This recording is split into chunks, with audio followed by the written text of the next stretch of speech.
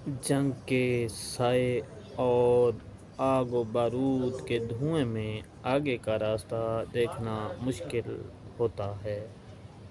मैदान जंग से आने वाली खबरें, सिफाती शोर व कोशिशें, गमज़दा और बेघर अफराद के जज्बात, ये सब कुछ ज़हन पर बहुत ज़्यादा बोझ डाल सकता है। तो आइए एक लम्हे के लिए गौर करते हैं कि यूक्रेन में जंग कैसे ख़त्म हो सकती है और कुछ मुमकिन मंजरनामे क्या हैं जिनका सियासतदान और अस्करी मनसूबा साज जायज़ा ले रहे। बहुत कम लोग इत्मीनान के साथ मुस्तकबिल की पेशगोई कर सकते हैं, लेकिन यहाँ कुछ मुमकिन नताइज मौजूद हैं, मगर इनमें से ज़्यादातर तारीख और कमज़ोर हैं। पहला मंज़र, रूस अपनी फ़ौजी कार्रवाइयों में इजाफ़ा कर देता है। यूक्रेन भर में अंधाधुंध गोलाबारी और रॉकेट हमले हो रहे हैं। अब तक अहम किरदार अदा करने वाली रूसी फ़ज़ाइया तबाहकुन फ़ज़ाई हमले शुरू कर देती है। यूक्रेन में बड़े पैमाने पर साइबर हमले शुरू होते हैं जो अहम कौमी तनसीबात को निशाना बनाते हैं। मुल्क भर में बिजली और मवासिलात का निज़ाम मुनक़ते हो जाता है। हज़ारों यूक्रेनी शहरी मारे जाते हैं। सख्त और दिलहराना मज़ाहमत के बावजूद कीव पर कुछ दिनों में कब्ज़ा हो जाता है। यूक्रेनी हुकूमत को मास्को नवाज कठपुतली हुकूमत में बदल दिया जाता है। यूक्रेनी सदर ज़ेलेंस्की को या तो कत्ल कर दिया जाता है या मगरबी यूक्रेन या मुल्क से फ़रार होकर जिला वतनी में हुकूमत कायम करते। सदर पुतिन फतह का ऐलान करते हैं और कुछ फ़ौज को यूक्रेन से पीछे हटा देते हैं, लेकिन मुल्क पर कंट्रोल कायम रखने के लिए काफ़ी फ़ौज को यूक्रेन में रहने देते। हज़ारों यूक्रेनी पनाह गुज़ीनों का मगरब की तरफ नकलो हमल का सिलसिला जारी है। यूक्रेन का भी बेलारूस की तरह मास्को के ज़ेली या हिमायती रियासत के तौर पर शुमार किया जाता है। ये नतीजा किसी भी तरह से नामुमकिन नहीं है, लेकिन इसका इन्हिसार बदलते हुए अवामिर पर होगा। जैसा कि रूसी अफवाज बेहतर कारकर्दगी का मुजाहरा करें, इसी तनाजुर में मज़ीद फ़ौज को तैनात किया जाए और यूक्रेन का गैर मामूली जंगी जज्बा ख़त्म हो जाए। सदर पुतिन कीव में हुकूमत की तब्दीली और यूक्रेन के मगरबी इंज़माम का मसला ख़त्म कर सकते हैं, लेकिन कोई भी रूस नवाज हुकूमत नाजायज़ तस्वर होगी और मुल्क शोरश का शिकार रहेगा। इस तरह का नतीजा गैर मुस्तहकम होगा और दोबारा तनाज़ा शुरू होने के इम्कानात ज़्यादा होंगे। दूसरी सूरत में शायद ये इम्कान ज़्यादा है कि ये एक तवील जंग की शक्ल अख्तियार कर ले।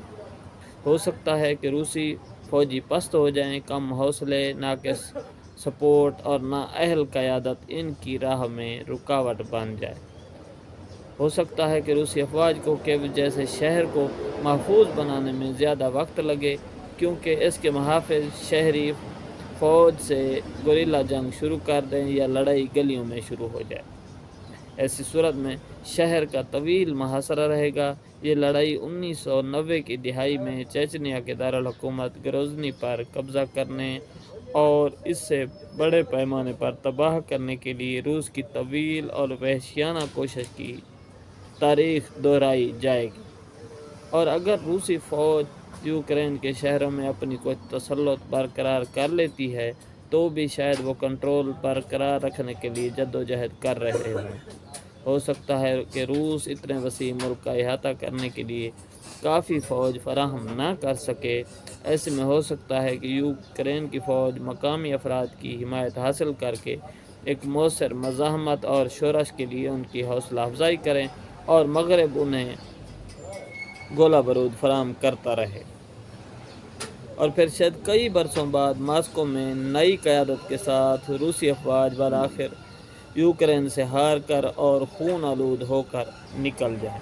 बिल्कुल इस तरह जैसे इनके पेशरू सन 1999 में एक दिहाई तक अफ़गान अस्करियत पसंदों से लड़ने के बाद अफ़गानिस्तान से चले गए थे।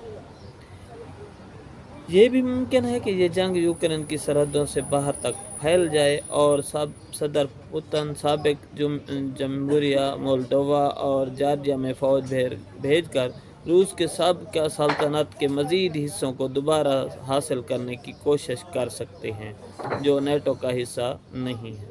ये सिर्फ गलत अंदाज़ों के बायस जंग की शिद्दत में मज़ीद इजाफा भी हो सकता है। सदर पुतिन यूक्रेन की अफवाज को मगरबी ममालिक की जानिब से हथियारों की फराहमी के अमल को जारियत करार दे सकते हैं और इसके नतीजे में जवाबी कार्रवाई कर सकते हैं। वो नेटो इत्तेहाद के रुकन लिथुआनिया जैसी बाल्टिक रियासतों में फ़ौजी भेजने की धमकी दे सकते हैं ताकि वो रूसी साहिल इलाके कलिनिनग्राड के साथ वाबस्ता ज़मीनी रास्ता और राब्ता कायम कर सकें। ये इंतहाई ख़तरनाक होगा और नेटो के साथ जंग के ख़तरात को बढ़ा देगा। नेटो के फ़ौजी इत्तेहाद के चार्टर के शेक 5 के तहत एक रुकन पर हमला सब पर हमला तस्वर किया जाता है, लेकिन सदर पुतिन को अगर ये लगता है कि उनकी क़यादत को बचाने का वाहिद रास्ता है तो वो ये ख़तरा भी मोल ले सकते हैं। शायद अगर उन्हें यूक्रेन में शिकस्त का सामना करना पड़े तो वो मज़ीद आगे बढ़ने के लालच में आ सकते हैं। अब हम जानते हैं कि रूसी रहनुमा देरीना बैन-अल-अक़वामी असूलों को तोड़ने के लिए पहले भी तैयार रहे हैं और अब भी तैयार हैं। इसी मंतक़ का इतलाक़ जौहरी हथियारों के इस्तेमाल पर भी हो सकता है। इस हफ्ते ही सदर पुतिन ने अपनी जौहरी क़ुव्वतों को आला सतह पर अलर्ट कर दिया। ज़्यादातर तजज़ियाकारों को शक है कि इसका मतलब है कि इनके इस्तेमाल का इम्कान ज़्यादा है, लेकिन ये एक याद दहानी थी कि रूसी नज़रिया मैदान जंग में टेक्निकल जौहरी हथियारों के मुमकिन इस्तेमाल की इजाज़त देता है। क्या आज भी इस जंग का सफारती हल मुमकिन है?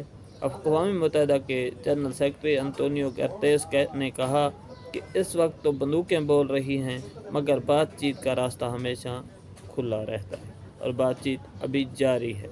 फ्रांसीसी सदर ने सदर पुतिन से फ़ोन पर बात की है और सफारतकारों का कहना है कि मास्को में बातचीत के इशारे दिए जा रहे और हैरानकुन की बात यह है कि रूस और यूक्रेनी हुकाम बेलारूस की सरहद पर एक दूसरे से मिले भी हैं। अभी इनके दरमियान कोई ख़ास पेशरफ्त नहीं हुई, मगर बातचीत पर रजामंदी ज़ाहिर करके पुतिन ने इस बात का इतराफ़ कर लिया है कि मुज़ाकरात के ज़रिए कम अज़ कम जंग बंदी का इम्कान मौजूद है। अहम सवाल ये है कि क्या मगरबी ममालिक रूस को इस सब से निकलने का रास्ता दे सकते हैं। रूसी सफारतकारों का कहना है कि ये बात अहम है कि रूसी सदर को ये पता होगा कि मगरबी पाबंदियाँ हटाने के लिए क्या कुछ दरकार होगा ताकि कोई ऐसी डील हो सके जिसमें सब की इज़्ज़त बच जाए। ज़रा इसी मुमकिन सूरत हाल के बारे में सोचें। रूस के लिए जंगी महाज कुछ अच्छा नहीं जाता। पाबंदियाँ रूस में मुश्किलात पैदा करती हैं। जैसे जैसे फ़ौजी हलाकतें बढ़ती हैं, मुखालफत बढ़ने लगती है। पुतिन सोचते हैं कि इसने कहीं बहुत ज़्यादा मुश्किल तो अपने साथ नहीं ले ली। वो ये फ़ैसला करते हैं कि जंग जारी रखना इनकी क़यादत के लिए इसको ख़त्म करने की बेइज्जती से ज़्यादा बड़ा ख़तरा है। चीन मुदाखलत करता है और रूस पर दबाव डालता है कि वो समझौता करे, वरना वो रूसी तेल और गैस नहीं खरीदेगा। पुतिन मसले से निकलने का रास्ता ढूंढने लगते हैं। इधर यूक्रेनी हुकाम ने अपने मुल्क की मुतवातिर तबाही देखकर इस नतीजे पर पहुँचे हैं कि जानी नुकसान रोकने के लिए सियासी समझौता ही वाहिद रास्ता है। सफारतकार मिलते हैं और मामला हो जाता है। यूक्रेन क्राइमिया और डोनेट्स्क के इलाकों और पर खुद मुख्तारी तस्लीम कर लेता है। बदले में पुतिन यूक्रेनी आज़ादी और यूरोप के साथ ताल्लुकात बढ़ाने के लिए के हक़ को तस्लीम कर लेते हैं। ये सब होना बहुत मुश्किल है, मगर ऐसा नहीं कि एक खूनी जंग से ऐसी सूरत हाल निकलना बिल्कुल नामुमकिन है। व्लादिमीर पुतिन का क्या हो सकता है? जब उन्होंने ये हमला किया था तो उन्होंने कहा कि हम किसी भी नतीजे पर पहुंचने के लिए तैयार हैं। مگر اس کا نتیجہ یہ بھی ہو سکتا ہے کہ انہیں خود اقتدار سے ہٹا دیا جائے۔ ابھی یہ خارج از امکان لگتا ہے، مگر دنیا چند دنوں میں بدلی ہے اور اب ایسی چیزوں کے بارے میں کم ہی سوچا جاتا ہے۔ کنگز کالج کے پروفیسر لارنس فریڈمین نے لکھا ہے کہ اس وقت روس میں مقتدر حلقے بدل دیے جانے کا امکان اتنا ہی ہے جتنا یوکرین میں ہے۔ مگر ایسا کیوں ہے؟ ہو سکتا ہے کہ صدر پوٹن ایک تباہ کن جنگ لڑیں، روسی ہزاروں فوجی ہلاک ہو جائیں، معاشی پابندیاں تنگ کرنے لگیں، پوٹن کی مقبولیت کم ہو جائے اور کہیں سے عوامی انقلاب کا خطرہ نظر آئے۔ وہ روسی داخلی سیکیورٹی فورسز کا استعمال کریں، مگر یہ کھٹائی میں پڑ جائے اور روسی فوجی، سیاسی اور معاشی اشرافیہ کے سرگردہ لوگ ان کے خلاف ہو جائیں۔ مغربی ممالک یہ واضح کر دیں کہ اگر پوٹن کو ہٹا کر کوئی معتدل رہنما آتا ہے تو معاشی پابندیاں کم کر دی جائیں گی۔ ماسکو کے محل میں خونی بغاوت ہوتی ہے اور پوٹن کو نکال دیا جاتا ہے۔ ایک مرتبہ پھر اس وقت یہ بھی خارج از امکان لگتا ہے، مگر یہ ناممکن نہیں ہے۔ اگر وہ لوگ جنہوں نے پوٹن سے فائدے اٹھائے ہیں اور انہیں لگے کہ پوٹن ان کے مفادات کا مزید دفاع نہیں کر سکتے تو اس ٹائم پوٹن کی چھٹی ہو سکتی ہے۔ ان سب ممکنہ منظرناموں میں ضروری نہیں کہ کوئی ایک یا دوسرا ہو، کچھ ملا جلا بھی ہو سکتا ہے، مگر جیسے جیسے یہ جنگ لڑی جا رہی ہے دنیا بدل گئی ہے اور دنیا اب ماضی کے حالات کو نہیں لوٹے گی۔ روس کا بیرونی دنیا سے رشتہ بدل گیا ہے، سیکیورٹی کے حوالے سے یورپی رویہ بدل جائے گا اور آزاد خیال قوانین اور پر مبنی بین الاقوامی نظام کو شاید پھر سے پتہ چلا کہ اسے کیوں قائم کیا گیا تھا۔